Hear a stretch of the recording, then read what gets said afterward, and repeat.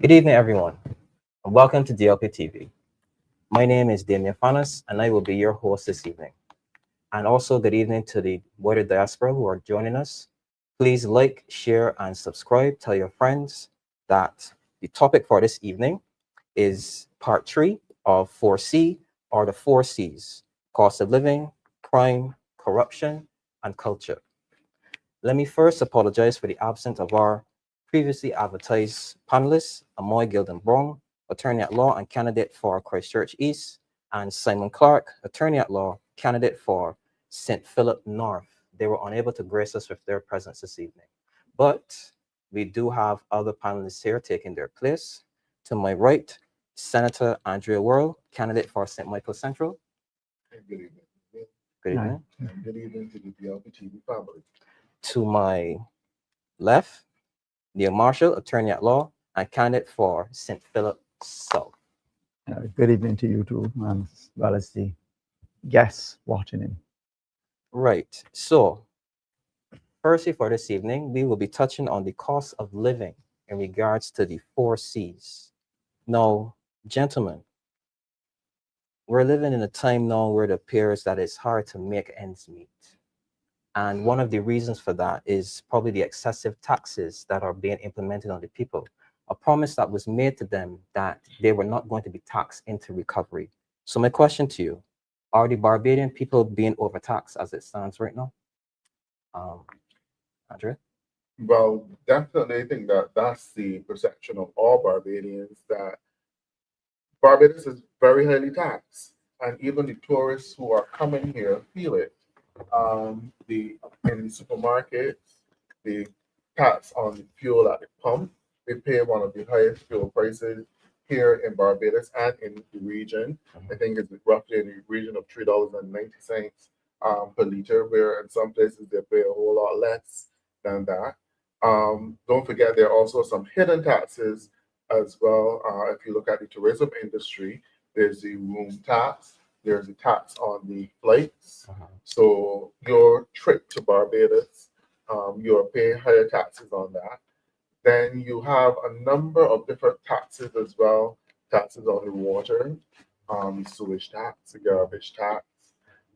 You have the health service levy, which was included in the national insurance contribution.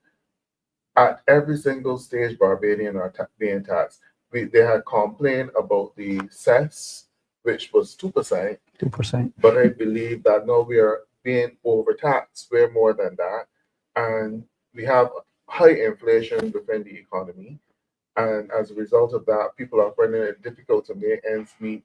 When you shop on a weekly or a monthly basis, you have to basically count up the groceries that you put them into the trolley so that you don't go over the budgeted amount. Not mentioned, but the bus fares went from $2 to $3.50. So you can see that as an increase in the cost of living, as an increase in the taxes as well. So all of those are things that we have to pay close attention to, and making it difficult for Barbadians to make ends meet. And we're finding a very high cost of living in this country, even though they took um, the road tax off and put it onto the fuel. I'm certain that many Barbadians would like to see go back to paying road tax, and they will probably gladly and willingly go back to paying road tax as opposed to the rate at the pump that we're getting when we pay for fuel. So definitely Barbados is a very high tax society. And we're seeing it in our productive sectors, in our purchases, in every single aspect of the economy. Yeah. Well, it's no illusion that the taxes in Barbados are seriously contributing to the extremely high cost of living. And, taxes cut both ways. One, direct taxation through PAYE, and you have the VAT, and, you also have a whole plethora of user fees. Many people, because you don't call them a tax, don't mean that they don't impact. They tax the pocket as well. So on the consumer end, you have these whole set of taxes And then you have to also to look at taxation on the importers end, so that high taxes at the ports and so on are naturally passed on to the consumer whenever he goes to the supermarket or consumes any product, and of which the vast majority in Barbados is imported. So it is not a myth that inflation is being seriously eaten away, not only inflation, but high taxation, seriously eating away at the income of Barbadians. So that all of those increases that the government gave in terms of minimum wages and so on and so forth, all of those have been effectively eroded by high levels of taxation and high levels in the cost of food. And that high cost of food is in direct relation to the high import duties. Whether or not we produce the foods here or not, the taxation on things such as the inputs, you look at seeds. If Amoy were here, she would tell you the cost of seeds is horrendous. Pesticides, fungicides, etc., that are needed in the farming community are exorbitantly taxed, so that for farmers themselves to make any sort of profit, that taxation, that cost has to be passed on to the consumer, the end consumer, unfortunately. Right. So I want to go back to something that was highlighted, the sewage tax, the sewage and sanitation tax. Is that Garbage and and sewage tax, garbage and yes. sewage tax, right? Mhm. This is a tax that was implemented and it rose the water bill significantly. I think it was almost, sometimes, in some cases, it's probably like maybe a 200% increase. Yes. Right. So there have been some heavy revenue coming from this tax, but yet you can't seem to see where it is going in regards to how it's being invested back into people.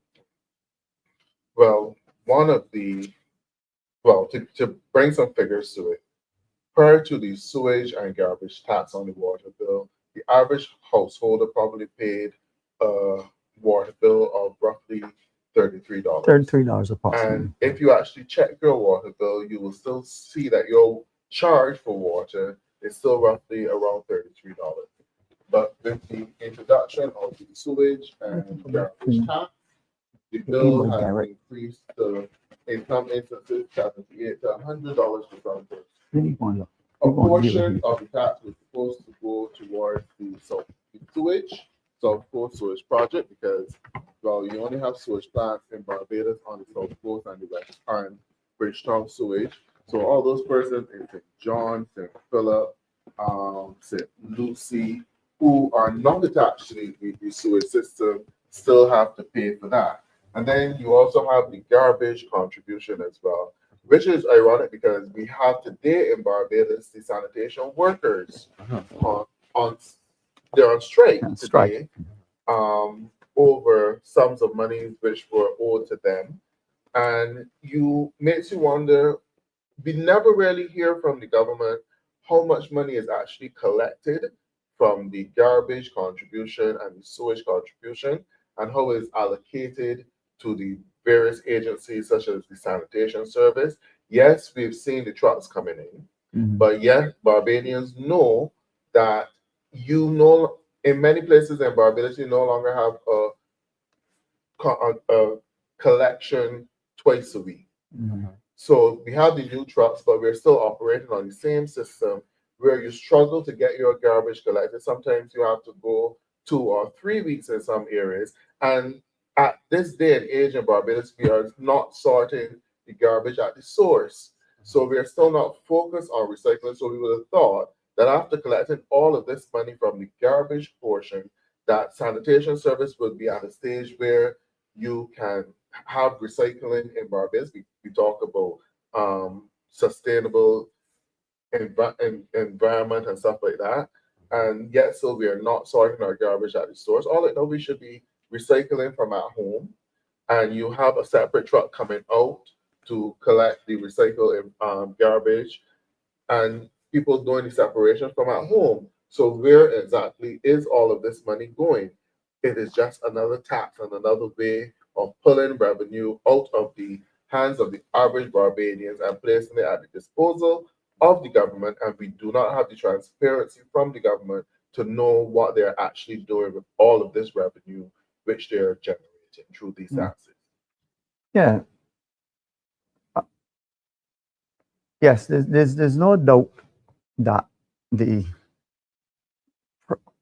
increase in water rates has been particularly burdensome and on families. And yes, everyone has to pay their share of utilities.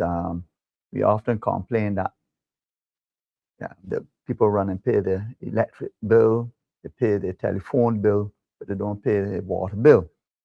But at the end of the day, that water bill increase has been significant with the inclusion of the garbage and sewage tax. And as Andre pointed out, it is quite bothersome for many persons who don't have the benefit of the sewage system, that they believe that they're actually paying for the upkeep and maintenance of a service for which they derive no benefit. Of course, the country in itself derives a benefit from the proper disposal of sewage and so on. But the sanitation aspect of it, and you spoke, Andre, about not having a regular garbage collection. I can tell you that in St. Phillip South, only this week, along 4 roads, curtains, and so on, we had a garbage collection the first time in 2.5 weeks. And that's a main road. That is a main road. That's a main thoroughfare. So imagine if the main thoroughfares don't even have a garbage collection, notwithstanding all the videos of the trucks and so on and so forth that you see, people still continue to suffer from very, very poor garbage collection. Importantly, it's ironic that you should have a prime minister who is supposed to be a champion of climate change and so on and so forth, and recycling and climate resilience and greenhouse gases and the whole 9 yards of it, and seems to have thrown the whole idea of recycling out through the window. I would have thought that that would have been one of the main initiatives of this current administration, given the portfolio that the Prime Minister has assigned to herself, that of being a champion in that area.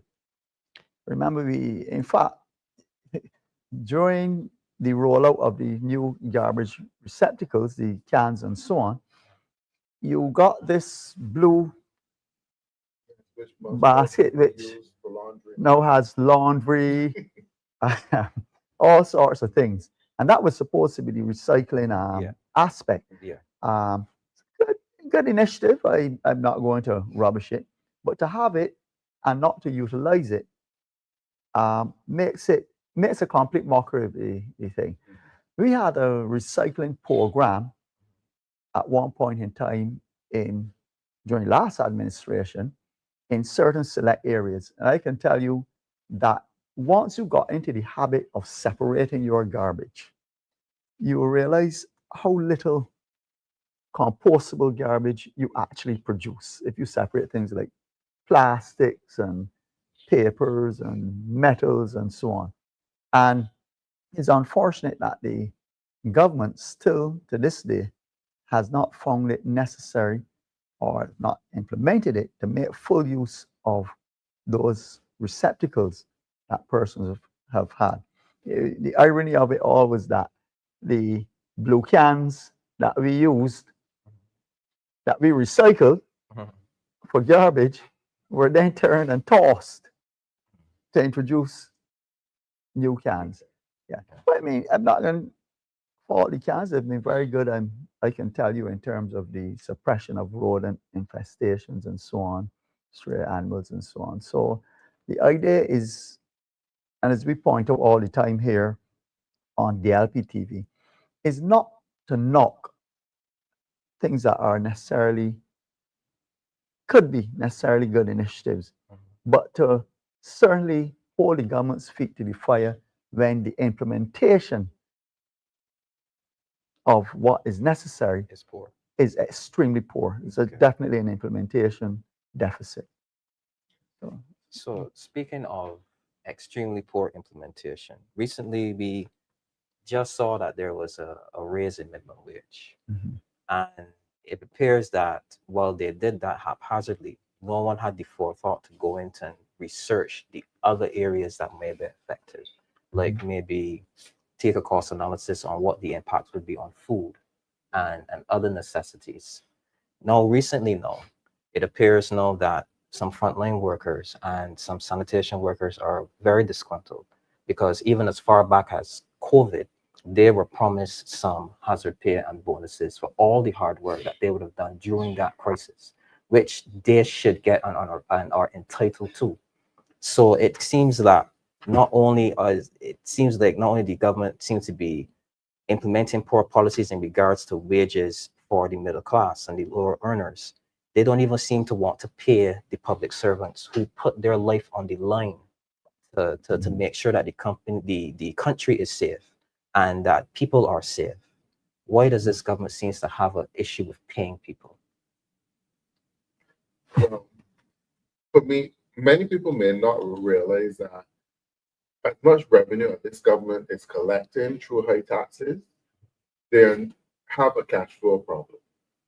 And yes, you may get your salaries on time because obviously, if your salaries are not paid on time, it is going to create some panic within the country. Mhm. But a lot of people don't realize that there are a number of arrears which this government has built up in terms of not paying suppliers. You know this as a fact at the QEH.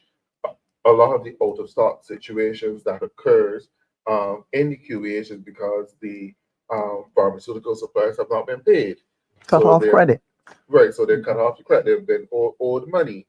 I think Neil will be able to tell you that in some instances you have cases that are settled not with cash but with bonds, Yes. which shows that this country is in a cash-strapped situation. So the government goes out there and makes a lot of promises and promise persons to pay hazard allowance for the persons who, the frontline workers who worked in COVID. And to this day, many of those persons have not received the hazard pay or the allowances which were promised to them. And the government is not coming forward to the people of Barbados and saying these things to them, but you get a narrative that all is well, all is fine and dandy. Tomorrow, the central bank governor will give his report for the first quarter. So we wait to hear what flowery stories he'll be able to bring to paint a rosy picture of an economy that is growing by 2 and 4%, when really most Barbadians don't feel that 2 or 4% growth At all. because we actually feel as though our pockets are burning us. So we're wondering where is that 2 or 4% growth coming from? At a period of time like this, if you have a economy growing by 2 and 4%, you should feel some level of buoyancy within the economy, that you should have um, cash in your Some hand. elbow room. You should have some elbow room to do things. This is not a 2 or 4% growth. Is not an economy where you have to cut corners No. when you're going into the supermarket. You have to determine, well, this month I'm going to pay, instead of paying $100 on the water bill, I'm going to pay 75. I'll get back the other 25 at some other point in time. Those are the games that Barbadians are playing, especially when it comes to their finances. And the government is in the same cash-strapped situation in that they're not having a very buoyant and rosy economy, so they can't pay all of their debts to time. But a lot of these things are not coming out into the public domain because you're not here, because no one wants to be taken off of the pipeline or off of the nipple. So you're not going to will complain less, because if you complain too much, you'll be taken off of the nipple. And instead of having to wait a couple of months, you wouldn't get any payment at all. But that is the unfortunate situation which we're in Barbados as it comes to the payment of our expenses, our current accounts in this country. because the government is basically in a situation where they're trying to make their books look good. And if you have borrowed so much money, I'm thinking that the contribution to debt payment is in the region of 37%. So every dollar that is earned in this country, in the region of 37% out of that dollar goes towards paying 37 debt. cents. Yeah. Right? 37 cents goes towards paying debt. That's the situation that you're in now. So when you are in such a high debt situation, you have to pay your creditors first. And then you have very little left back for capital works and so forth. That is the situation that we are in. And those are the things that would normally stimulate growth in the economy. Yeah. You spoke about, you raised the issue of the minimum wage increase and so on. You know, it is really unfortunate that the government did not have the level of consultation that it ought to have had with small business owners, even large business owners. I have had in conversations with many of them that, and I'm happy for anyone who gets an increase in wages. That is certainly, at least gives them, hopefully, more disposable income. But the impact that it has had in what many persons have realized is that employers themselves, faced with this arbitrary imposition of an increased wage, have taken an alternative route. They've simply reduced hours, reduced staff, and so on. So you get a double whammy for employees, unfortunately. On the one hand, they find themselves with reduced hours of work, which brings their wages right back down to the level that it was pre the increase, and they find ways to manage. And then on top of that, you then have increases in the levels of taxations, NES, etc., and so on, that further eroded. So that increase really was a cruel hoax, if I may call it that, on the people of Barbados, for which they have not seen any real advancement in terms of their own circumstances in combating this high cost of living dilemma that we're definitely facing in Barbados. All right, so, gentlemen, where do you foresee us going from here in regards to tackling the cost of living situation? Well, we need to have a government that is willing to deal with the cost of living. I don't think that it's the Myanmar-led government. For some good reason, they may have a good reason why they don't want to tackle the cost of living. And these are things that we need to hear a little bit more about. I know after the 2013 election, there was a group called the Integrity Movement, which looked at campaign financing and things like that. And, more or less linked it to expenses within the country. But the country cannot progress if we do not deal with the cost of living, because Barbadians are finding it much harder to exist here. And you are seeing it even in terms of young Barbadians. They're not very optimistic about the future. When you look at it, you could imagine that persons are paying $250 to rent a room in a house where they share a toilet and bath and a kitchen with someone else. That cannot be hopeful, optimistic future for any young person. So we need to do things about that. When you look at it, the average person, even if you're paid $400 a week, it is not enough to help you to make ends meet and for you to have an aspirational life, that you have money to save and put aside to do things, that you get to travel, and Lord forbid that you have children that you have to take care of with that $400 a week. So if you do not deal with the cost of living situation in this country, the country will enter into a crisis. You cannot tax yourself out of a recession. In order for the economy to grow, you need to have the persons within the economy spending. And that spending cannot be marginal spending, just spending on the basic necessities that you need to get through. You need to have spending on recreational activities, those things like entertainment or cultural sector, because I'm certain that persons within the cultural sector in Barbados are finding it hard. Many of the bands this year, I am hearing complaining that they're not getting the numbers of people that they want to see coming in and are dependent on persons coming in from overseas to buy their Yeah. costumes.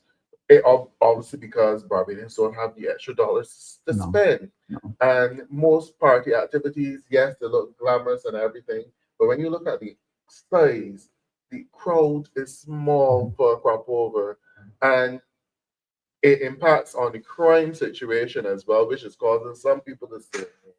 So you're not having all of those, crop over used to be pork line. And wherever the pork line was, you would have a crowd. And this is the start of your weekend. Tell me anywhere in Barbados where you are seeing that happening now, right? Because you would only see it at the end of the month when people have money that they can spend, but you don't have the gas to carry you to the port line. You don't have any gas to carry you to the cavalcade.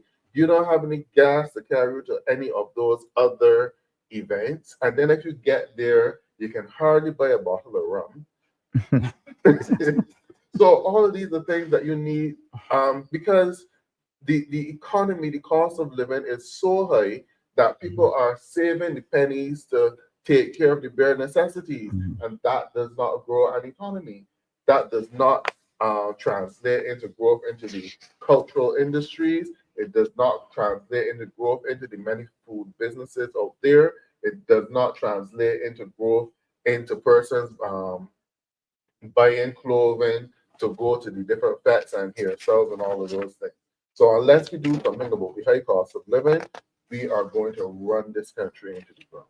And I'm saying that the Barbados Labour Party has no appetite to deal with it, because it seems as though they think that borrowing money, once they can qualify for a loan, that is sufficient for them. Kicking the can down the road. Kicking the can down the road, but they're not considering the quality of life that Barbadians are having. And the thing is that you're borrowing money, but you still have to wait long at the hospital. You still have to wait long for a bus transport board. You still have to wait long for garbage collection. You're still complaining about the schools not being clean. I have not heard of the school maintenance project being started as yet. Have any of you heard about it? No, I've not heard So anything that of means it. that if there will be one for this summer period, it will start late and it will probably end late as well. We will end up with school beginning in September, on the 8th of September, and some schools having to remain closed. All right. So, yeah, but that has certainly been a very serious concern among the persons of Barbados, that whole idea of kicking the can down the road in terms of the excess borrowing.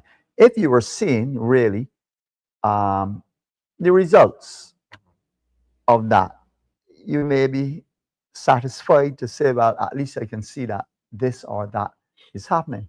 But Barbadians themselves are of the view that in as much as the government is borrowing and purporting to be doing so for the betterment of the country, much of that is not apparent to the average Barbadian, and they continue to feel the weight of the high inflation. In fact, there are many issues, many reasons that we can give. For example, the whole crime situation, but one cannot discount the view that the high rate of inflation and the inability of persons to feed their families or look after their own selves, that has contributed to some extent in terms of the high crime that we're seeing within the country. I mean, there are other factors as well, but that you cannot discount that must have or must be an element of the whole crime situation in Barbados. And Andre spoke about labor and the fact that government has this inability of meeting its obligations to pay workers. The police are a prime example. The police now have been suffering for lack of payment of increments owed to them for many, many, many years. And it's a source of great discomfort for them. There was this talk about senior constables and so on, for persons over 20 years of service. And yet none of that has been implemented. I heard the Prime Minister, I'm certain that she made the point, at least during that by-election that we had in St. James North, that these senior constables were supposed to be paid their money. And today's day, I can tell you that none of that has been fulfilled. So you have situations where not only is sanitation affected, teachers are affected as well. You have persons who, once you have gained a bachelorate in a particular discipline, education or whatever, that immediately moves you into another bracket, Andre, where you pay extra and you have the increments and so on. And many of these entitlements, they are entitlements. Huh? They're not gratuitous payments, they're entitlements. They form part of the remuneration of these government employees. And they have to be begging and groveling to the government as if, it is kisses really by favor.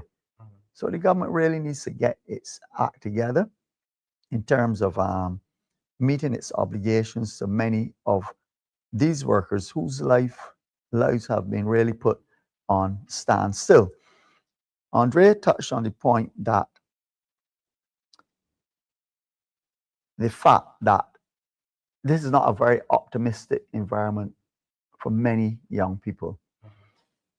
And let me just say this, when we speak of young people, we're not only speaking of young 20-year-olds and so on.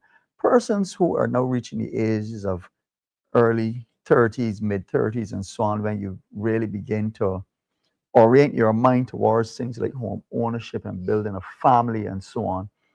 And they can see no hope in getting on the property ladder in Barbados.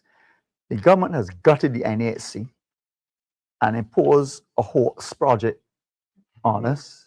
That's what I call it. It's a hoax, really. And that NHC, which has for years provided low-income earners with home ownership programs, whether through housing estates and so on, its innards has been ripped out. And persons are now asked to go on the private market. And unfortunately, much of the private market remains out of the reach of many lower, and I'll say lower middle income earners. Now, we speak about persons spending their money on entertainment and what we might call things that are unnecessary. But if you don't have the wherewithal to aspire to something like that, home ownership, etc., it's a fleeting dream, basically. What else are you supposed to do with your money except lick it out and enjoy yourself while you're living? So, because it is such a fleeting aspiration of many persons, they resign themselves to the fact that I will never own a house or a piece of land in Barbados or whatever, and I could as well live my life the best way that I say, and that's through entertainment and other things that we may find as being not, or think ought not to be priorities in people's daily lives, but I find it difficult to that shifting goalpost. And therefore, I think that it is incumbent upon the government to refinance and bring back to life the National Housing Corporation, which has played a pivotal role in the lives of Barbadians. I'll admit this to you, at one point in time, I held the view, I was formulating the view, that government really ought to divest itself of entities such as the NHC and so on. I have seen sufficient now to recognize that one, you will always have with us an element in Barbadian society that needs state intervention if they are to get on that property ladder and into home ownership and so on. And I call on the government to really relook that you treated that institution. And Neil, I think can add to what you're saying, because remember that this is not the first time that we've been down this road. When we first came to office in 2008, we had an unfortunate situation where you had persons living in the pens. Oh yeah. You remember that situation? Oh yes. And that was one of the reasons why Prime Minister Thompson at the time had to intervene, because the government of the day back in 2008, one of the arguments against the Oinata administrations that they did not build sufficient houses to meet the needs of the people who were on the NHC rule. And as we're going back into that same situation now, this government has been in office for 7 years, and you cannot count 400 houses solutions that they have brought to the people of Barbados, which is inadequate at this time. So government has a role in terms of stabilizing the mortgage rates within the country, and also like the rental rates. Because when last have you seen a project such as Country Park Towers being done in Barbados, such as Valerie being done in Barbados? There's the one there in Cheapside Road that have allow persons the opportunity to rent and own property at the same as well. time. Yeah. So if you don't have enough rental units on the market, this is where you will now find a demand for rental units, and you, as a result of that, because of the demand, now people have the right to take their rent for a room from what used to be $100 a week to $250 a week. And all because the government has not done enough in terms of their intervention into the market to basically control that and put a cap on it. Because it's a situation which Barbadians cannot afford. We cannot, people can't afford to be paying $250.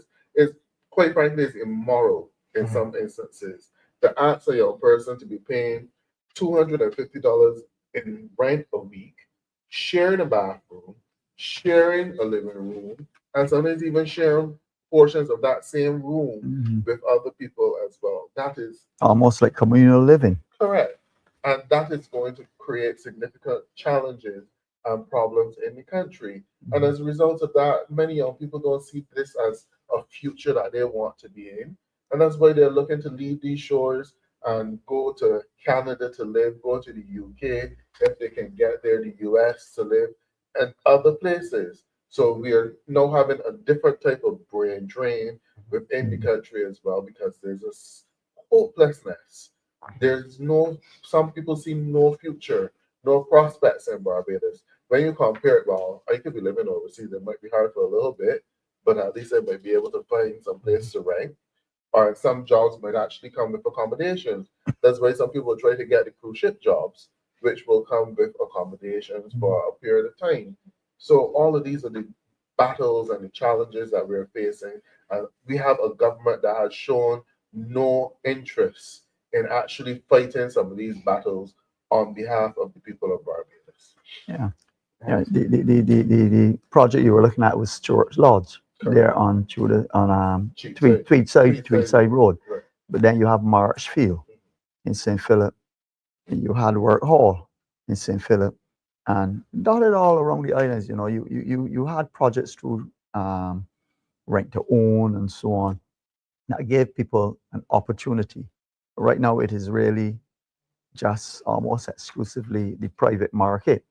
That whole issue of rentals, really, the environment has now become very exploitative, really, in terms of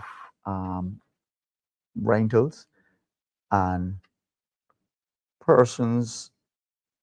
You're getting a lot of excessive squatting in Barbados.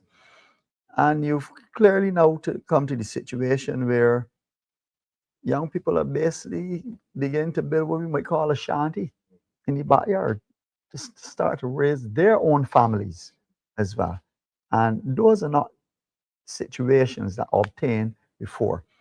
Former representative for St. Lucie, Dennis Kelman, I always held this view as well, that Barbadians, not only are they resilient, but they're innovative and they're prepared to help themselves. I'm of the view that if you make land available to Barbadians, they will get a house on it. We have seen people, you either pay a bank for 20 years or you take 20 years to build the same house. Pick which one you want. But once Barbadians have access to land at reasonable cost, they will eventually get a property on it. There'll always be some scope for what we call turnkey solutions, where persons want to just walk in with a suitcase, turn a key, and move in.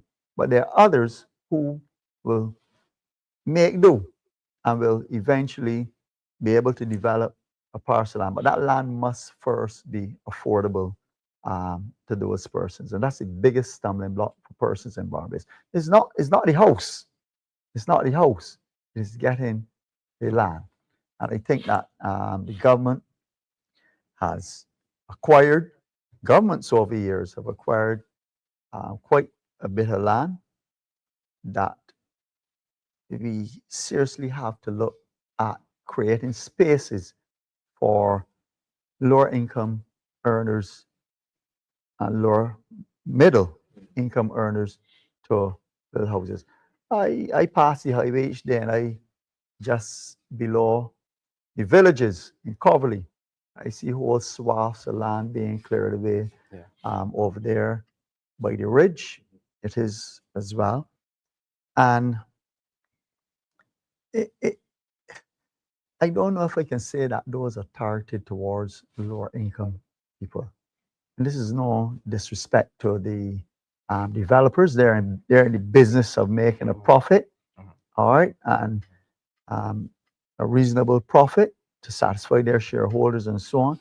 At the end of the day, there's still a duty for the government to provide opportunities for those persons who are at the lower end of the scale, or maids, or gardeners, or general workers, and so on, or fisher folk, or artisans, and so on. But you know that this same government is also to blame for taking a significant portion of people off of the market, because the number of persons that you have now working on contracts, it was done at CBC. Oh my.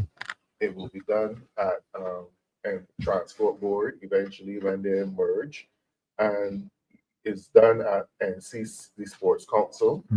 With the merger between Gymnasium and the Sports Council, you have a significant amount of public sector workers who are now on short-term contracts, which means that they cannot qualify for a mortgage. Don't care how they try. Correct. Will not qualify for a mortgage. And then you also have to ask the question, is the government up to date in terms of appointments? Because remember that the legislation states that you should be appointed after working for 3 years. So when was the last set of appointments done within the civil service? How many teachers are out there who have not yet been appointed? How many civil servants who are still working for more than 3 years who have not yet been appointed? And these persons, once they get their appointment letter, the next step that they will take, they will head to the bank Security. and get a mortgage. The security. So either buy land, buy a house, buy the turnkey option, or build their own house. One of the three. Yeah. So this government is actually holding back quite a few Barbadians and have taken them off of the market with their policy in terms of moving away from full-time employment to contracts. And that is something that needs to be spoken about more in Barbados, and the level of hardship that it is placing on a number of people in Barbados who once had well-paying jobs and could consider themselves as being full-time employees on staff, but now you have a reduced salary and you're on contract. Yeah. And I have made that point numerous times that this move towards contract employment in terms of the perceived efficiency of it. There's a view that you put a person on a contract, you hang a contract over their head, you dangle it like a carrot, and because they want to have the renewal of that contract, they will give of their best. But you know what? Some people say, well, there's no guarantee in it, so I can care less. They will, at some point in time, be rid of me. Now, those contracts are extremely detrimental. You cannot take those to any serious mortgage institution that is looking to give a 20, 25-year mortgage. I now have 30-year mortgages as well. Because the whole idea of appointments, the whole idea of a civil servant is security of tenure. Yeah. All right. There are ways to rid the service of persons who are inefficient and who are not giving the taxpayers the best bang for the buck, but in terms of their work and so on. But to hang that over, to have persons who cannot progress in their lives, they don't have the cash, so they therefore have to seek financial solutions and so on, can no longer take that to any institution, really. So you have these 2 and 3 year contracts that are a thing. The other element of it, very nefarious, I will say, is that permits politicians to hold persons, particularly persons in higher decision-making offices, all right, subject to the dictates of ministers and so on, so that those higher ranking persons within the service may find that their renewal of a contract is intimately tied to how well they can please the minister or whosoever in terms of what the government would like as its policy, as opposed to giving the best possible advice within their own professional competence to the thing. Let's not forget that this civil service in Barbados has been the envy of the Caribbean, and I dare say many parts of the world. We have a professional civil service, and they don't deserve this sort of treatment. All right, it is they who run this country. Yeah? It's not politicians. Politicians set the policy. This is what we would like to see done. This, that, etc. There's our idea, our views on what, but it's really the implementers of that policy, the persons who set out the operational frameworks and so on. They're professional people. Let us treat them like that. Let us give them the respect that they're due and allow them to advance in life and enjoy all those things that make the Barbadian dreams. It's not only the American dream, there's the Barbadian dream as well. And that is about getting on the property ladder, having your little family, and carrying on your life as a good citizen of this country. So I want to change topics now. Mm-hmm. I want to move into the topic of crime. And what we can see from our previous topic, that the socioeconomic situation in Barbados isn't the best. And when you have a socioeconomic situation that isn't as prosperous as you would like it to be, then that is why crime may pick up. Because it is correlated that when things aren't going well in a country, then crime goes up. So my question to you, are you seeing the effects of crime in your constituency when you go out and you talk to the individuals? Are you seeing a change in, like, the shop that used to shut at 8 o'clock now closing around 6? Are you seeing people that used to probably frequent on the little laming spots? Are they now not making their presence seen? Or people going indoors early? What are you seeing in the constituency? Well, definitely, when you go canvassing, you do, and these are the things that people talk to you freely about. Mm-hmm. One of the main concerns of people when you canvass with them is crime. And if you listen to the news and pay attention, almost every single part of Barbados is impacted by crime. If it is not the young persons who are being charged, it is the victim, and so forth. And yes, the community shops. Dominoes used to be this way in some community shops. That is ending earlier because even though you have a crowd of people there playing dominoes, there's still the risk that a good man can come or somebody will come and rob you because they think that you're doing good business. So people are taking the precautions, and persons are not necessarily going out as late as they used to. You even notice it when you go to homes. This is a new thing in Barbados. Every single home nearly every single home has a security camera. This is something that you did not see across Barbados too often. But at a certain time, the doors are locked, the windows are pulled down, and some people will not answer you if they did not expect you to be coming. And these are all things that we are seeing. At one point in time, you would feel comfortable canvassing up until 8 o'clock. But I think that, like, say 6 o'clock, when outside starts to get dark, may be a good time to shut off, not only for your personal safety, but also for the safety of the persons in the constituency as well. Because you don't want to knock on somebody's door and it may be an elderly person living alone and, causing some sort of fear and panic. So all of these are things that are happening, impacting on the community crime situation. You have more situations of robberies, people trying passing through communities, pulling at car doors to see if they're open. There, the theft of the vehicles, theft of the property from inside the vehicle if they find them open. All of these are things that are happening. So the crime is definitely impacting and changing the culture of this Barbados society that we once thought was safe, that you can go and leave your back door and your front door open and leave your windows open to all sorts of hours at night. But that's not happening any longer in Barbados, unfortunately. And we really need to get back to reduce this crime situation to get back to what we consider to be the new normal and not adopt this new normal that is being foisted upon us. Yeah. If I can just, you asked about the impact within our own communities, I can tell you that my own personal experience, I had an elderly couple from Ruby, and I noticed I had not seen them for quite some time. Okay. I used to see them driving and so on.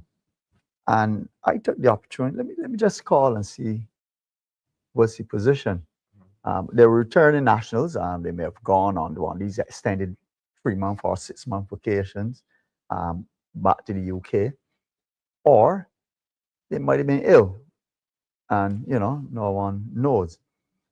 And I managed to, in fact, I sometimes had passed by their house, and I recognized that the place was looking a little unkempt, grass a little bit high, and this is a place that was immaculately kept.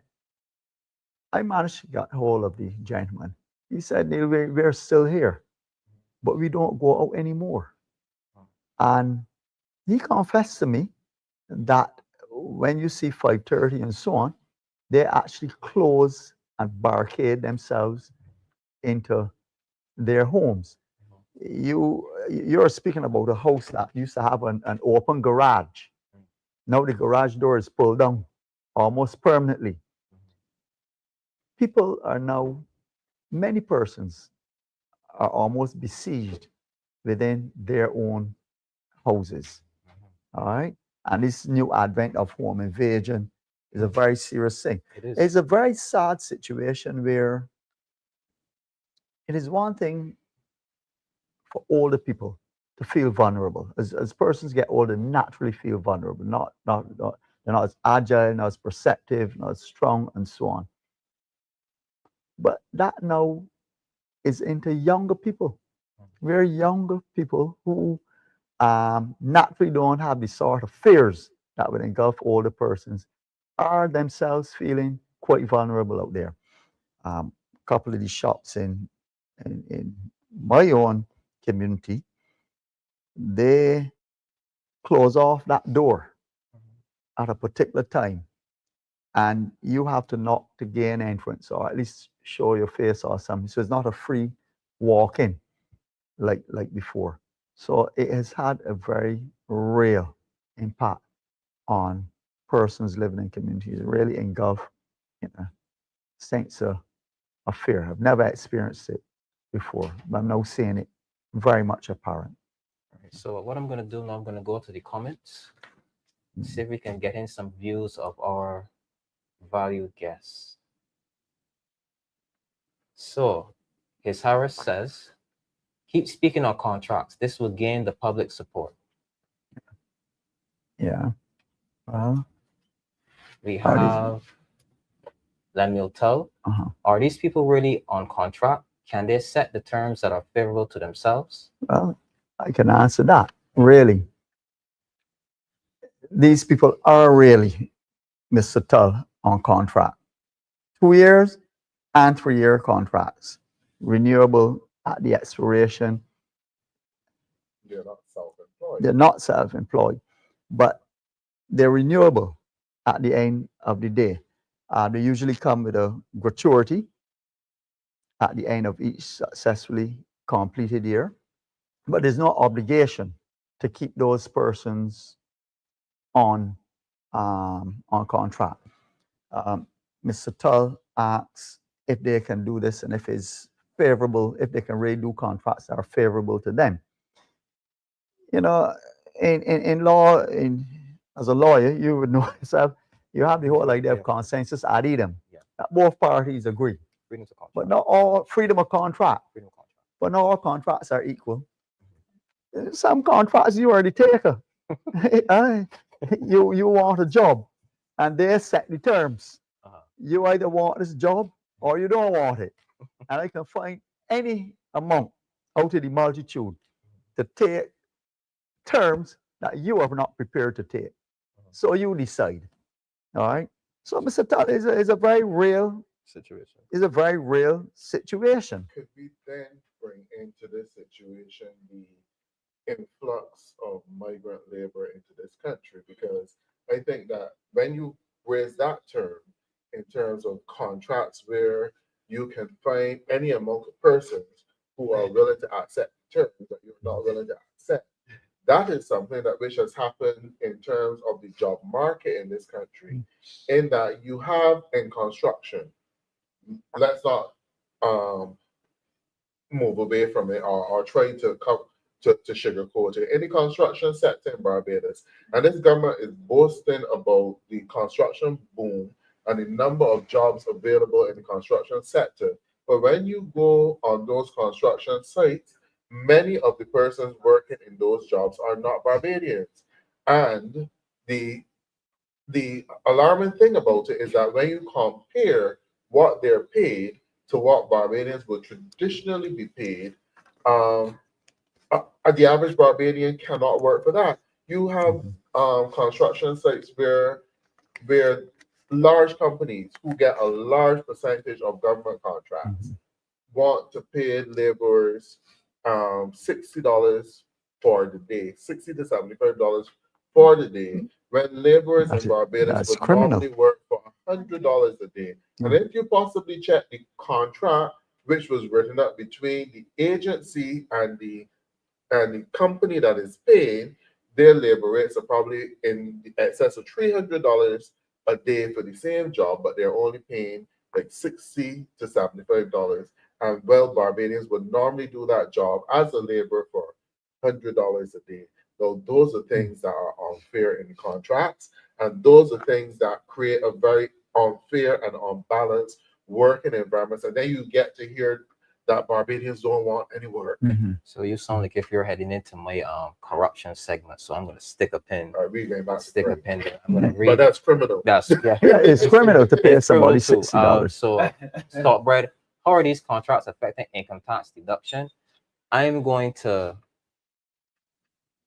stick a pin in that. I'm going to come back. Do you want to answer that? Well, the contracts, because in terms of the income tax deduction, they will still be paid a salary on the contract. So in what would have happened in most cases where persons were laid off from, say, CBC, Transport Board, Sports Council, they would have come back and accepted a lesser contract. So where you may have a situation where someone may be at the top of their scale, getting $5,000 a month, may now have come back and accepted a contract for $4,000 to $4,500 a month for that. So you'll still get income tax deducted. You're working on a monthly basis, so you're still paying income tax. You're still paying NIS. All those things are being deducted. All it is that your contract is for a set period of time, which is 3 years, as opposed to someone who would anticipate that they would have their job up until pensionable age. So you have to now renew that contract every 3 years. So at any point in time, you could also be terminated as well. Okay. So I'm going to shift back to you, Neil.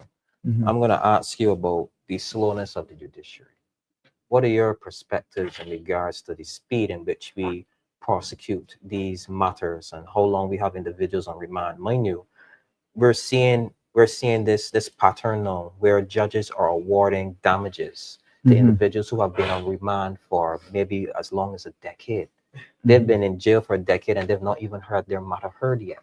So if it's a situation where this person had actually committed a crime, they spend 10 years in jail, and then for the mere fact that they've not had their matter heard in a timely matter, not only are they released, but they're paid taxpayer money in damages. They not even had their matter heard yet to determine guilt or whatever.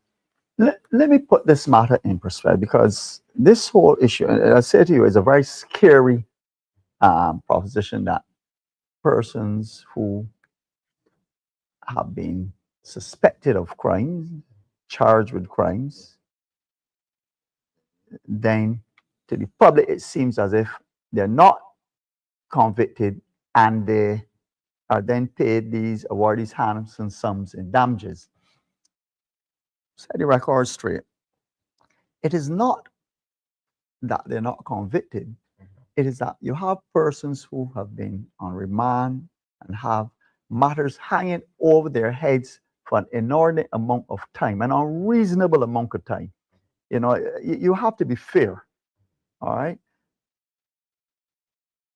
For the authorities, the police, that's who you're dealing with, right? The police, to decide one day, we finish with this. We're not putting it to trial. Now, particularly in circumstances where any proper or diligent investigation would have revealed that the charges at best were tenuous, and person probably ought not have been charged to begin with at all, period. Now, as much as we abhor crime and I don't want to say criminals, but that's what it is, their behavior, they still must be given the due process of the law. You cannot expect to arrest a person, charge them, and keep them either on remand for an inordinate amount of time, or keep a charge hanging over their head for an equal and even more inordinate amount of time, 10 years, 13 years, 15 years, and then wake up one morning and decide you finish with this. If you put them to a trial and they were acquitted, well, that's a different story. They were acquitted. But some of these charges have been found quite nebulous for persons to be thinking. The state cannot take that sort of arbitrary behavior to persons. However bad we think they may be, or if you think that they're that bad and they did a crime and so on, put them to a trial. But don't just, you can't do that with persons.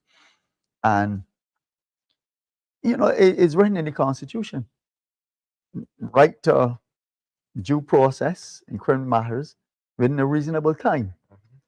So the state itself must set an example as to how it treats its citizens, whether or not we view those persons as being party criminal element or whatever in Barbados. Now, you speak about the slowness. There have been some significant increases on the bench in Barbados in terms of the judiciary and so on and so forth. But to use the old adage, you give a man a car and then don't give him any wheels or any gas or the steering wheel. There's no doubt that the resources within inside the judiciary themselves are absolutely starved for resources. All right? The judges certainly have been doing the best that they can, but they need paper in the photocopier. They need a laptop. They need judicial assistants. They need clerks. They need marshals. They need all these things. They don't just simply adjudicate in a matter in a vacuum. It takes a whole set of support staff around them. For example, it's a sore point. You have judicial assistants assigned to judges, and I take it very seriously. A judicial assistant is an extremely important assistant in terms of judges being able to manage the workload in terms of research and so on. And to have one of those judicial assistants sometimes shared between as much as 3 judges. I mean, that is crazy. Judicial assistants are usually very junior persons now coming to law. Sometimes they don't even recognize what's going on in a case. By the time they get their footing, they're out the door because they usually have like a 1-year contract or something like that. They don't keep them very long. So the judges have been doing a very admirable job in the face of some very, very trying circumstances. Let me say this to you. Huh? It does not help either. It really does not help that the government, in an effort to look good, have issued some unreasonable threats. In fact, they've written it into law, if not the Constitution, that judges who don't deliver decisions within a particular period of time and so on and so forth, they can be removed off of the bench and so on and so forth. There are many reasons why a matter may not proceed within the timeliness that one would hope that it would proceed in a court. I'm a lawyer. You're a lawyer. Yeah. You know that we sometimes contribute to those in our delays. There's no doubt. Now, maybe not playing games, but at the end of the day, each man wants his day in court, and he wants due process. All right. So those things all add to delays within inside the judicial system as well. But I believe that I will say this. You'll say I will give credit where credit is due.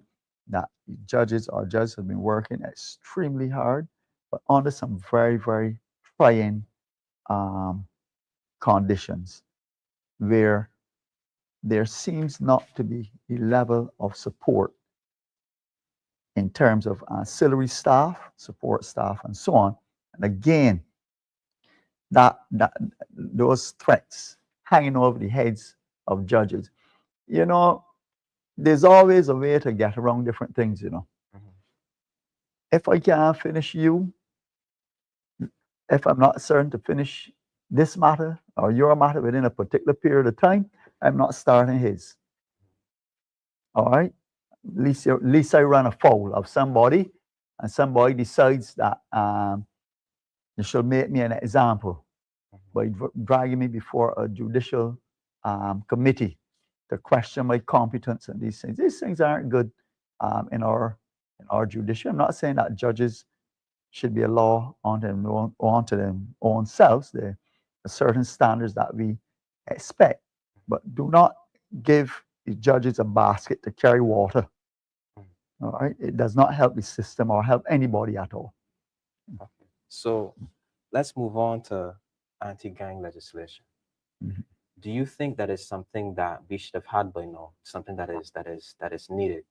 Seeing that I would like our anti-gang legislation to not be something where that you're saying that gangs are outlawed, but is a situation that also gives prosecutors teeth, where that if there's racketeering involved, you can Mhm. basically dismantle an entire organization once you have that evidence to show that these persons are in collaboration to Mhm. execute the goals of the criminal organization. Mhm.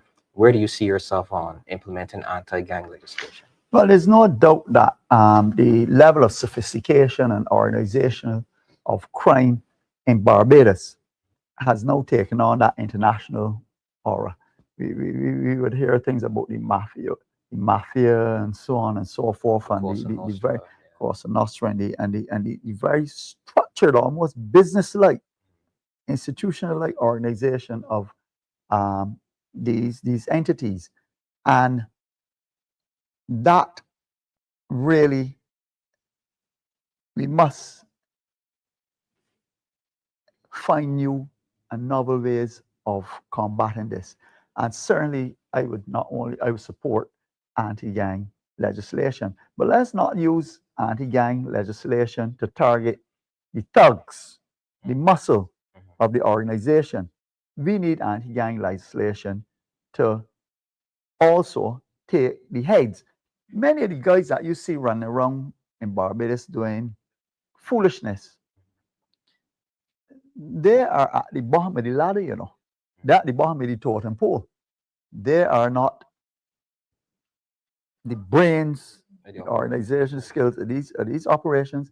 And one of the ways, and there is some legislation to it, but one of the best ways to deal with organizations and persons involved in these things is to remove or deprive them of the fruits of their criminality. I have not heard, I must admit this, I'm subject to correction too, of people involved in certain criminal activities and so on, um, land being confiscated, I don't vehicles and other property and so on. You know, the government runs around taking up my books, your books, doing audits on us.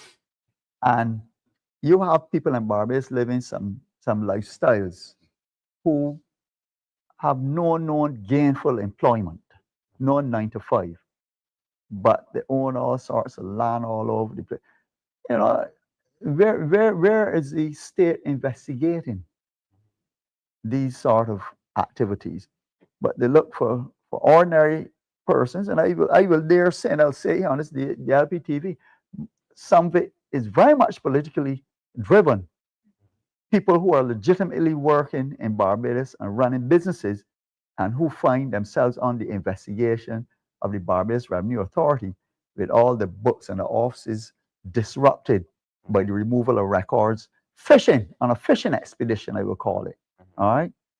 And then you have another set of people who have amassed great wealth, great wealth, and there is nothing really to show, no paper trail to show, well, look, these are the proceeds of my honest labor. Let me use that term because all it is labor. Even crime is labor. True. Yeah. So that is my view. Another piece of legislation that we must certainly look at, and criminal law is not my forte, It's not mine either. but antisocial behavior legislation, like we have in Great Britain, Mhm. where persons, the English will call them the louts, Mhm. the behavior, the disruptive, the cause melees around the place and so on, the terrorized neighborhoods and so on. We need to have that sort of antisocial behavior legislation that seeks to control persons, those sort of behaviors that tend to intimidate and threaten neighborhoods. Other pieces of legislation, and I've meant to talk about this for quite some time, but it is my view, Francis, that the pendulum has swung a bit too far to the right in terms of the criminal justice system. I am happy that there are many programs and opportunities that over the years have been provided for rehabilitation of offenders. I laud those. And we must always try to, persons who find themselves on the wrong end of law should really try to take advantage of those opportunities. But we need to bring back some balance into the system. All right? Things such as is no longer in operation, but the murder felony rule. The murder felony rule has been abolished for some time ago, and myself and several attorneys, we often talk about this, where any person found, where a person in the commission of a felony, which is really a serious crime, robbery, burglary, etc., assault, and a person dies as a result or is killed as a result, is that can sustain a charge of murder for those persons. As it stands, it usually ends up with a manslaughter charge because the persons, did not have the necessary mens rea to go and kill. And that to my mind needs to think. Anytime you leave home with a knife, a gun, or anything like that, to rob someone or to break in a home, you're taking that implement to say that if anybody gets in my way at all, or to prevent either my identification or my escape, I will use it on, I'm going to kill them. And that we ought to go back with that, with sustain the charge of murder. The other aspect of it, that's for the criminal law luminaries to debate. We've made a move towards judge-only trials. I like the idea of a 3-man and panel judges. I still like a jury. But and we do have provisions for both of them, so I think that has a useful implementation. I think, but maybe a 3-man and panel set of judges, but that would tax the resources. So at least I have one. My problem with a 1-man judge is that we as lawyers tend to overthink the law. We want the benefit of the ordinary average man who is moving around in Barbados and understands certain things and codes and behavior and so on. So that is one initiative that I think that we as a party can continue to support.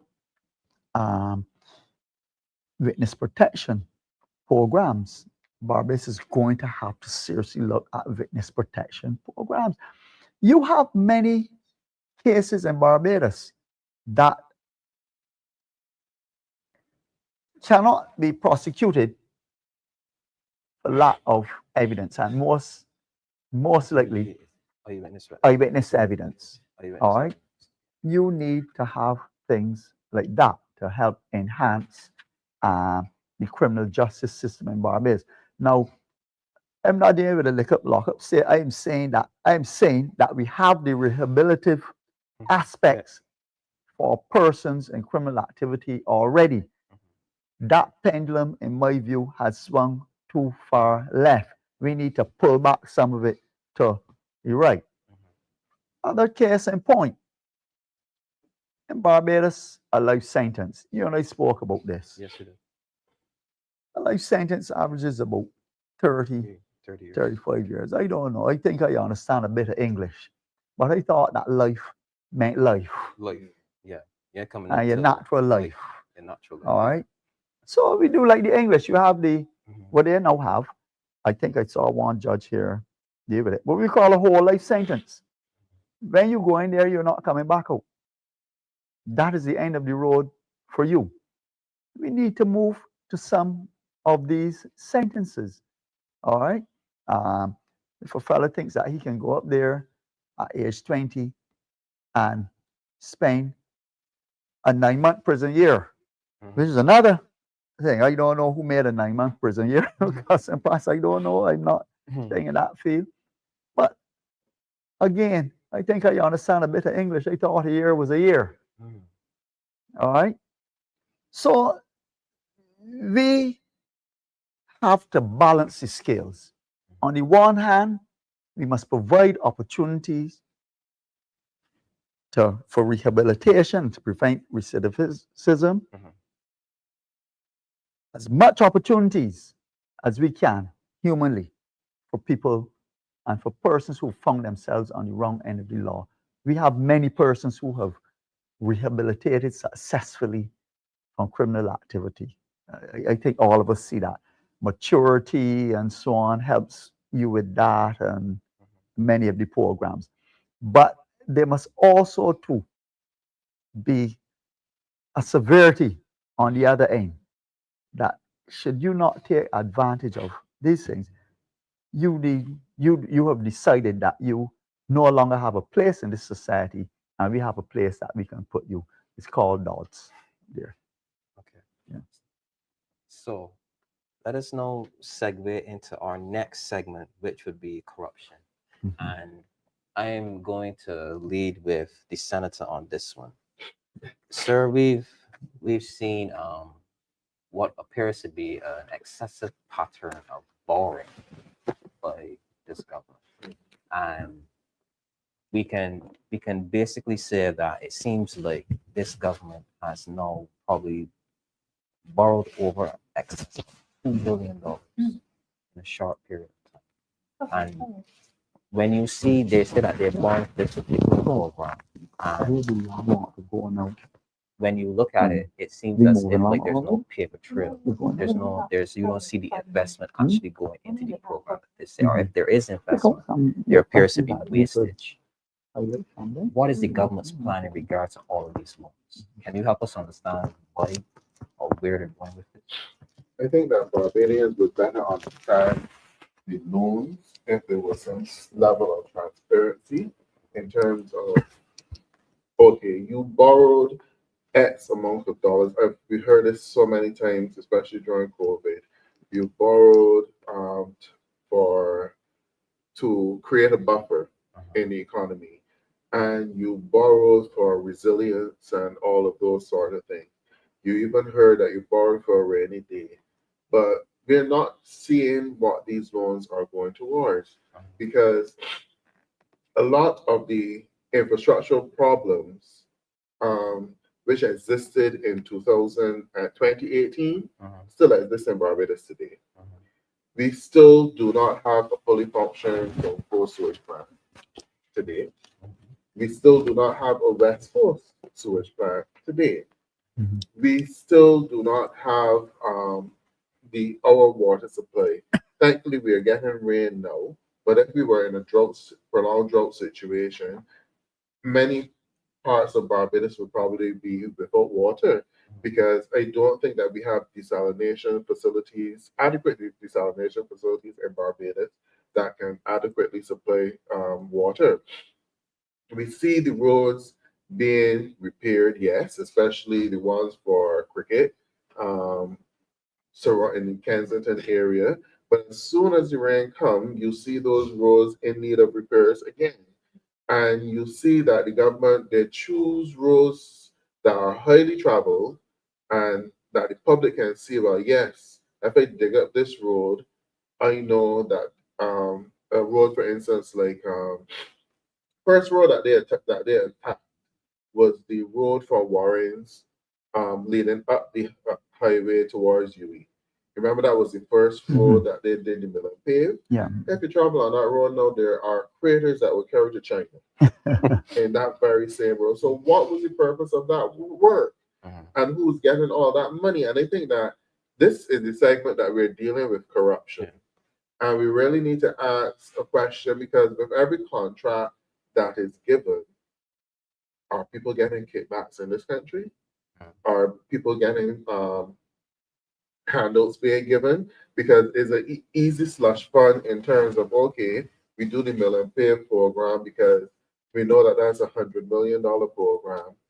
And you're not seeing the benefit of it because when you travel through the country, you see roads that need repairing.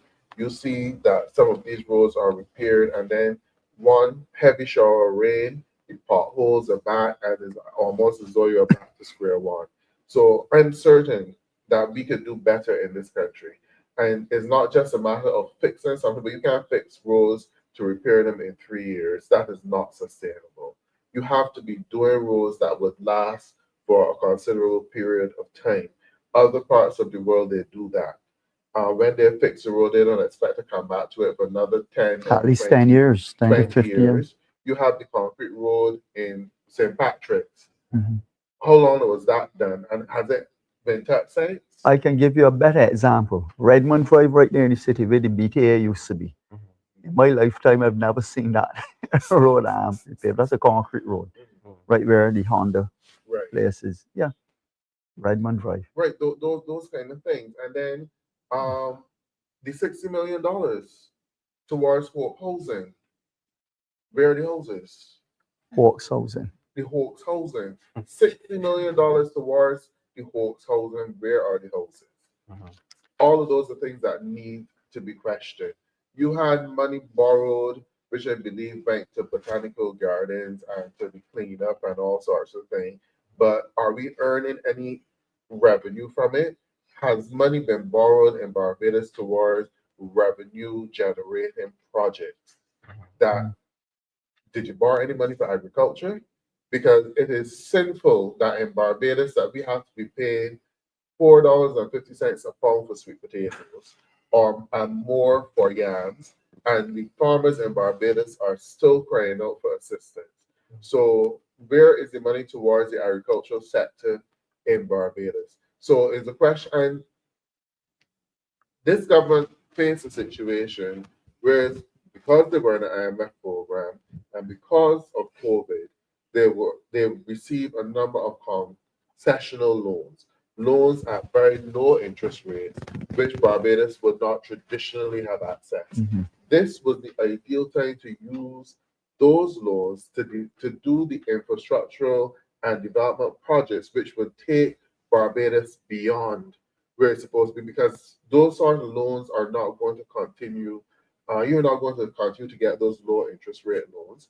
Look, just now they had to go and borrow 500 million US at 8%. So that means that all of the happy days are done. So now that the happy days are done, we're still back to square one. In that we still have to look for, we still haven't found a solution to the Greener landfill, which was overburdened. As a result of that, the properties at Sandy Lane can't be built because Mount St. Cruz still exists. So we still have not solved all of those developmental and infrastructural problems in terms of how we're going to deal with our base. We don't have the Greenland landfill, we have Mount St. Cruz, and they still have not created a solution to it. All of those things still have to be dealt with. Yeah. I mean, talk about corruption. You know, we have had some very serious issues in Barbados that still have not had any answers. Andre correctly pointed to what I term, what I've christened as the Hawks Project. The Hawks Project. I like that. I like that. The vaccine scandal. All right. You had a situation where checks in support of some community activity of a minister by a person who was also a person engaged in providing services for that minister's ministry. And the list goes on and on in terms of many questionable practices in Barbados. I saw one of our contributors, Esther Blue, spoke about half fixing roads so that you can fix them again. If I can see it, she says, half fix the roads so that another friend or family will fix again, and the Fix Road program continues. Now, it says there's a plan. Might sound far-fetched, all right? But you do some sort of half-baked job, charge full price, and come back within 5 years, all right? Only this morning I was driving along the highway, and I saw this whole set of bulldozers up in Newton. I admit I don't know what they're doing, all right? They might be doing something worthwhile. But I want to ask myself, if they're just pushing the mole from this side of the field to this other side, to then turn around and push it right back again and charge on the other. Like taxpayers say, I don't know. But it's a very real and troubling view that many in the country hold in relation to. And let's not think, you spoke about in introducing this subject, let us segue into corruption from crime. Corruption is a crime. Corruption is crime. You can't get away from it. All right. And one which is on the statute books. The thing, for example, up to now, have they bought the integrity in public life legislation? No. They've been promising in that for the longest time. It's been past the two houses. It's from what I understand, it's past the two houses. It's yet to be proclaimed. But in 2023, they were, I think it's on their Facebook page, the BLP, they put up I think it was a social media announcement in regards to that. Promises made, promises kept, and it's not been proclaimed yet. So not proclaiming it doesn't do anything for the people of Barbados. All right, it needs to be. And interestingly, I think in that same piece of legislation that they wanted to have it retroactively back to 2008 or some sort of time, as if they're on some sort of witch hunt or whatever. But anyhow, be that as it may, that legislation seriously needs to be proclaimed if the government wants to be serious. It needs to move again to the Proceeds of Crime Act that traces the proceeds of crime and things. So if you think that you can commit criminal activity through corruption and put a property, 80-year-old mother that don't work, all right, and all of a sudden she owns a $2 million property and a fleet of cars and so on. Those sort of things we need to really seriously address. Corruption is one of those things that sucks the lifeblood out of any society and any economy. And the perception of corruption is just as bad as the corruption itself. All right. This government had a lot to say about the last administration, or corruption this and corruption that, and basically insinuating that people rob and rape the treasury. Well, and I will say this publicly. Anybody that know the man that headed that last administration, call his name, Frondel Jerome Stewart, would know that nothing like that could exist. Not certainly with his knowledge. All right? Certainly not with his knowledge. But not only that, they need to put up or shut up. All right? They have not put up, so they need to shut up because the spotlight is on them. They've had a whole period of time in which to pursue any of these matters that they thought in the public interest and so on, and they've not, so they really need to shut up. And they really seriously need to examine the relationship between many actors in this current administration and the use of public funds. I think that this government has a bad habit to, when there's a problem, they send the civil servants to clean it up. Because classic example, because I know that a lot of people in Barbados are alarmed. Why would the government need to acquire 5 acres of land to build around the boat? And today I heard the deputy chief of Transport and Works Chief Technical Officer. trying to explain, talking about the sites and services that they would have to move and stuff like that. Now, ordinarily, when the Ministry of Transport and Works speaks about acquiring land for a project, it would not raise such an alarm, because you see, I find that this government does two things. They throw things out there to distract you, and that could very well be one, but it's obvious, could be obvious corruption involved in there as well, because the average Barbadian, no, you don't need 5 acres of land to build a roundabout. You don't need 5 acres of land to remove pipes from under the road and place them in another location so that it would not affect the roundabout when it is in place. So it is almost comical the way how the technocrats are now being used, sent out there to try to justify what is madness from the outset. And I don't think that it was necessarily the technocrats who put it there to begin with, because for them, they probably know it is madness, but because you want to keep your job. You mean the technocrats that have a contract hanging over their heads? Exactly. Oh, all right, just checking. I also want to point out that corruption is not just in the way how these construction projects are being allocated, but you also have to look at the consultants, the many consultants that you have in this government, and you do not know what they're doing and for what they're earning a salary. There's a certain agency which had the gall to come to Barbadians and say, we were established from 2018. This is the medicinal marijuana industry authority, whatever it is. Persons drawing a salary and now will come to Barbadians and tell them, yeah, we started the industry, but the man can't want to take the money. So what did you draw a salary for? Why were you drawing a salary for all of those months for? And to me, that is a criminal activity, the way how the whole thing went about, and it almost borders on some level of corruption as well. Then you have a number of projects started by this government, which just abruptly ended.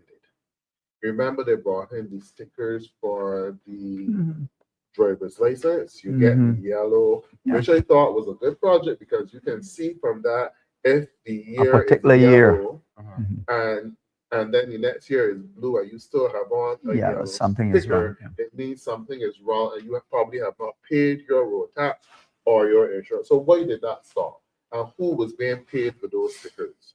Because remember that funds get spent in some way, that these things are not necessarily done through government procurement.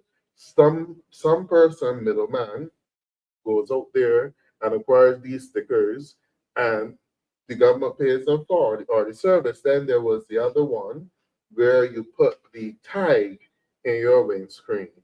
And I understand that that system is not working. So who was being paid for that? Who ran off? Which consultant ran off with the money for that? And which individual ran off with the money for supplying a service that does not work? Then there's also the Trident ID cards as well, which were very expensive. All of a sudden, every single Barbadian had to get it by a certain time. They plan to use it for the transport board buses for the elderly.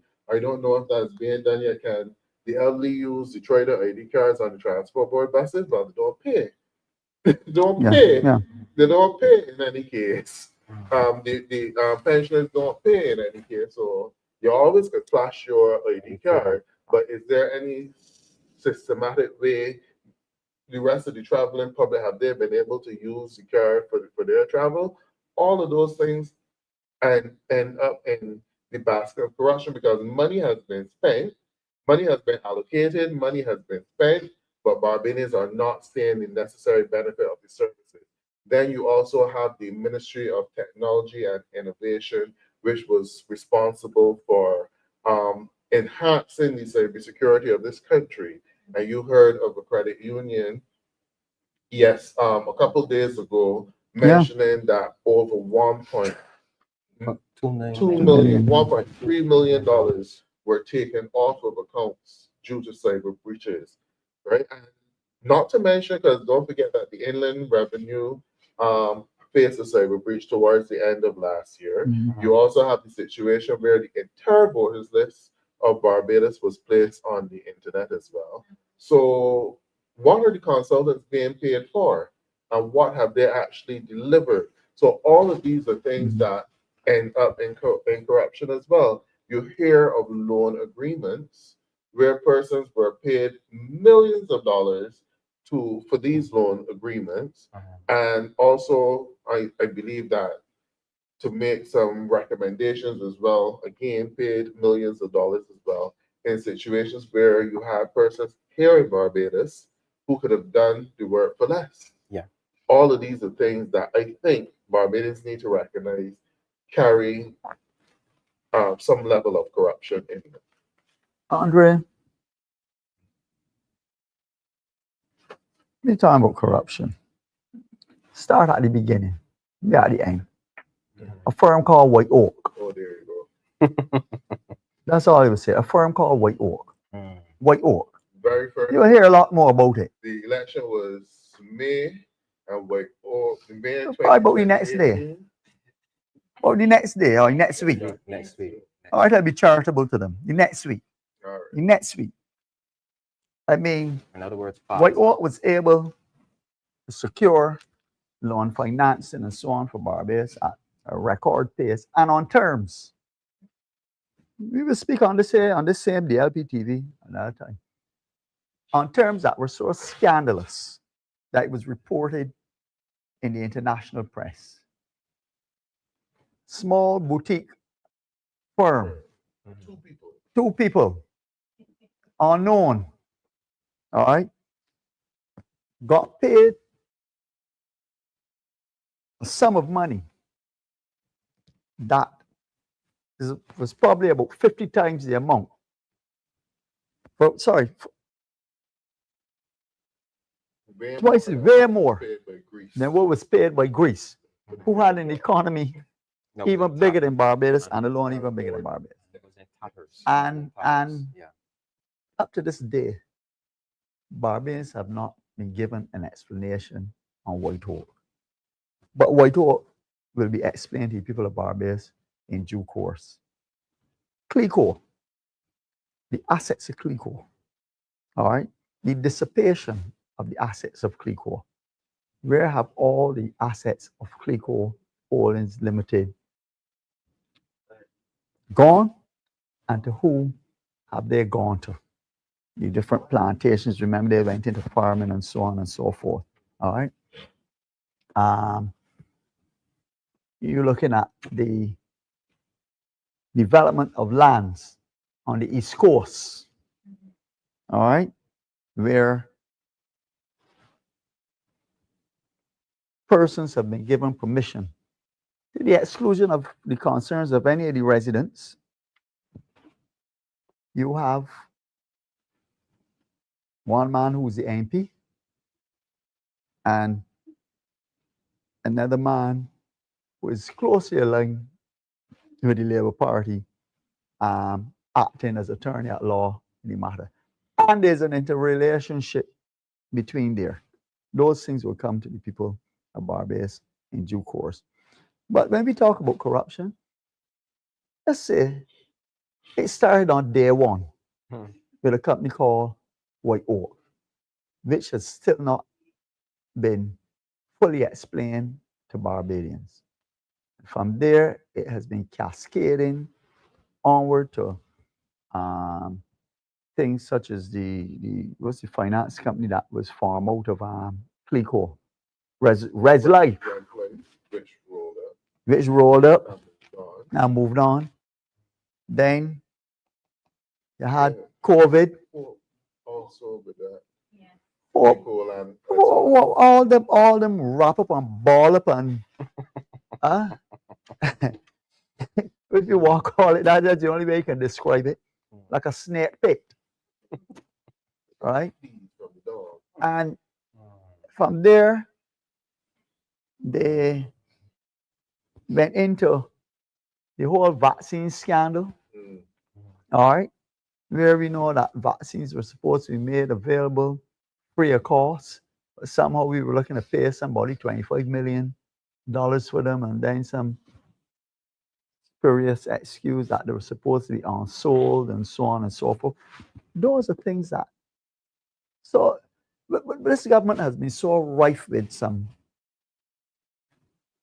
corrupt issues that we often find ourselves coming in at the back end without recognizing what preceded a lot of what we see today. All right? The whole idea of paying persons by bonds and then have certain people to buy bonds on the secondary bond market, which means if your bonds were valued at, let's say $100, par value $100, someone, but you want your cash, will come in then and buy it for you, give you $60 and those sort of things. And there's some actors that keep popping up all the time. Some very, very familiar faces in Barbados that every time you look around, they're involved in these initiatives. All right, you have certain, I work in area law, but you have certain laws that defend the government on every conceivable issue that you can think about. In fact, the bad have been working up at the Solicitor General. They could close down the Solicitor General office, as far as I'm concerned. Allow the Solicitor General to deal with people who burst a car tire and drop in a little manhole and injure themselves and so on. But they keep reappearing in certain issues all the time. Same actors, same players. Some of years gone by, some new ones obviously come on board. All the consultancies for people who are living high off a hog on the public purse without any sort of accountability. All right, a whole slew of what do they call them? Influencers. All right, payment of the criminal element in Barbados to simply behave themselves and go and lead good and productive lives and so on. All right, so there's a whole plethora of issues that are involved in corruption. It's so wide and pervasive that sometimes things that we look at and think that maybe just normal activity have an air of corruption on them. All right. If I may digress, with your permission, sir. You know, we looked at the whole issue of labor and so on, and I am always happy to see Barbadians being able to make an honest dollar. All right. Well, that honest dollar is provided through private enterprise and in terms of employment, or through the state as well. I have taken note that you're now seeing what I can best describe, and I will probably take some lashes for it, but I'll say who I call the New Age Palmgrass Gang. All right? It may sound as an insult, it's not meant to be an insult. But I think that Barbadian children, that we have thrown the largest budget of the government behind in terms of education, from cradle to grave. From the time they're in nappies, not even potty trained, they have government nurseries, preschools, primary, secondary, tertiary, inclusive of every technical institute and vocational training that Barbadian children can have. I think Barbadian children deserve more than wielding a cutlass and a weed trimmer at bush alongside the road. They have to do better. The opportunities have to be provided for. This is a cadre of young people who have benefited from the biggest ever budget expenditure on any class of Barbadians ever. second only to health, or is health higher? I'm not certain, but Well, health is education. education is higher. Which one biggest thing? To bring them out to do what? To say to them, look, I know people want jobs. I appreciate that the state will provide some opportunities and so on for people, but I think that that Barbadian youth deserve better than that. All right? Much in the same way, I don't think our parents, through our Walton Barrow, afford us a sound education to go there and cut down canes. So I don't feel, I don't want any brief for anyone, say anyone. We've not sent school our children to go and cut canes. We send them school now to go and cut bush, thing like that. I want them to think, but I'm saying government must provide better quality. You know who should be cutting down bush in Barbados if bush needs cutting down? All the immigrant labor that you see now going about doing certain skill jobs at the hotels and so on, or people need to have, or polytechnic graduates, or community college graduates, or university graduates need to have and have the ability to enhance their skills and opportunities through these different building projects and so on, that we are now importing labor to do, that I dare say could be doing better. Yeah, I think that we are setting up a lot of our young people for failure because we are encouraging persons to go to university. Well, I think it adds to the reason why you are seeing the challenges in the educational sector because a lot of our young people don't really see a future. Because if you are going to spend the time trying to ace subjects, but then for you at the end of it, when you graduate from university, to pack shelves at a supermarket, or to answer phones at a hotel, or answer phone in any other business, you're basically saying to yourself, what is it worth it? Mm-hmm. And for some young people, they have developed a mentality where you don't really need to push to get 90 when a pass will do. Mm-hmm. And unfortunately, we need to have a society where our young people aspire to more, and not only the young people aspire to more, but the country is structured in such a way that if they have that sort of vision or goal to go somewhere, that the country helps them to propel them to that level. Mm-hmm. So I think all of these things are back to why we are facing all of these challenges. Mm-hmm. You have the challenges in the school system, you have the challenges with crime, and you have the challenges with corruption as well. And all because a lot of young people are not really seeing a viable future out there. And that is what is the problem. We really need, if we really want to take this country forward, we should not be, I agree with you, we should not be educating persons to scrub the streets. Mm-hmm. We should be educating persons to build the next set of software that people in Europe would want to purchase from them. Because if you notice that we spend a lot of time purchasing access to software programs that we utilize, access to games that we utilize, access to television packages that we utilize, such as Netflix. Paramount Plus may not be available here, but our video games that they play. We should be building these things that persons in Europe purchasing them from Barbadians. Yeah. And that is the way we should be developing our young people. Professional chefs, because one of the beauties of the tourism industry is that we have a lot of highly competent chefs in Barbados who should have a market that they can sell their services all over the world and take bookings. Some of them are already doing that. Yeah. How can we propel more of our young people to get to that stage? Is the government really serious about these things? Entertainers, the music for the crop over, less than stellar. I think that we could do a whole lot better.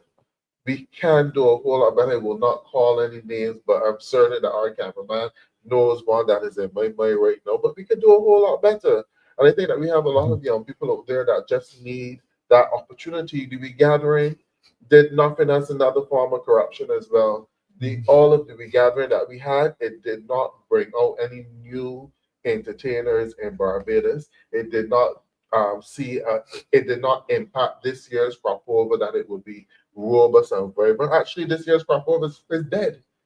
Is dead by comparison to other years with regathering. That should not be. And all of the money that was allocated, perhaps it is dead because money was siphoned off of every single ministry towards regathering, but we're not seeing the benefit of it because when you go the regathering events, they had regathering in St. John and almost forgot that they had it. They had regathering, the last month was St. Phillip and St. George, and you hardly know of the activities. You see the church service. One thing that baffled me though with the church service for St. Philip got three constituencies. And I noticed that in the news for the church service, every single minister, along with the senator with responsibility for gatherings, but when it comes to St. Michael or 11 will speak to. But I mean, it has just become ridiculous. Yeah. And you're not getting all of the money that is spent on it. You should, after having regathering for a whole year, this year's crop over should have been worse. With a number of songs coming from every single parish, a number of entertainers coming from every single parish, debuting or taking up the spotlight at crop over activities. None of that is happening. And to me, that's another waste of money and another form of corruption and another reason why young people in this country have no hope and see no viable future. So, I'm going to close this session with your thoughts on culture. All right. So, basically, we had a very robust discussion about cost of living, crime, and corruption. So, I'm just going to end tonight with your thoughts on culture. Are we seeing a cultural shift from where that in days old we see individuals who were how should I say, they were followers of particular parties, right? Maybe I don't want to say blind followers, but you know, they were avid followers and their loyalties lied regardless of who candidates they put forward. Now we're seeing a situation where individuals are questioning governments more. They're questioning, especially this government in particular, because this government came into power on lofty promises. And after a certain amount of time, people are starting to ask, well, listen, we are seeing change, we are seeing all this activity, but we're not seeing the promises you made being kept. As your final thoughts, are you seeing that cultural shift in politics? That cultural shift in politics. I find okay, there's one thing that I will definitely say. I think that young people in Barbados need to stop saying, I am not political, and recognize that politics is what shaped the country that they have, and what shapes the opportunities which they have. So I think that if they really want to secure a future for themselves, they have better become more political.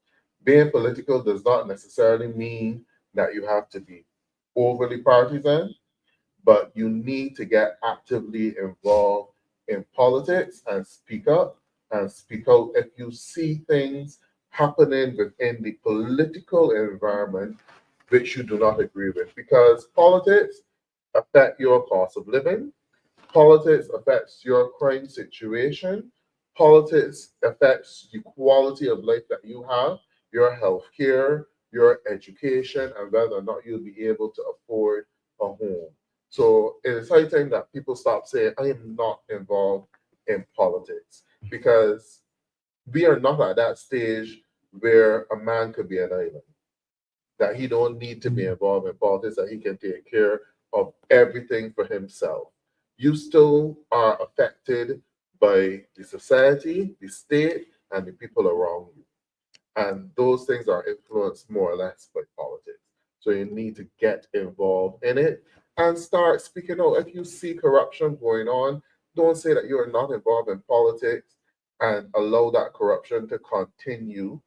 When you go to places like the US, every single weekend there's a march. Every single weekend there's a protest. Or these people get on the backs of their representatives and advocate for things to make their lives better. And if you think that by sitting silently and not advocating that your life will become better, no, it wouldn't. Because people will go on and do as they continue to do and forget you, and you will just have to deal with the situation that is created around you because of your lack of involvement.